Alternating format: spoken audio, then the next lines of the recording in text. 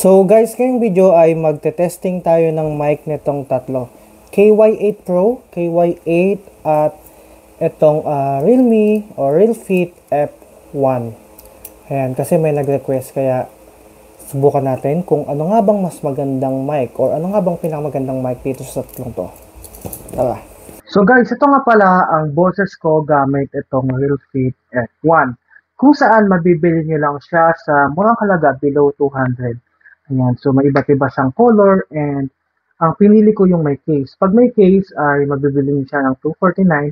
Pag walang case, ito yung silicone case, mabibili nyo lang siya ng below 200. Sometimes 149, 159, depende po sa promotion. So guys, next natin ay KY8. So guys, ito naman yung KY8. Ayan, so medyo maganda po yung design niya and mabibili niyo lang din siya sa mababang halaga. Nasa, I guess, 180 and below. Ito. So may ano to, may upgrade nga to eh. And ang kagandahan dito, may ano siya, may digital display sa case and may libre siyang 5 pieces yata yun sa store. Depende po kung saan kayo bibili. And ilalagay ko na lang yung store kung saan ko nabili itong mga to. Ayan. And kayo na din po humusga kung ano po ang mas maganda po sa tatlo. Ayan. So ngayon ang gamit ko ulit ay KY8. So guys, ito naman ang Ultra Pads or KY8 Pro. Ayan. So maganda din po ang design nito, ang display nito.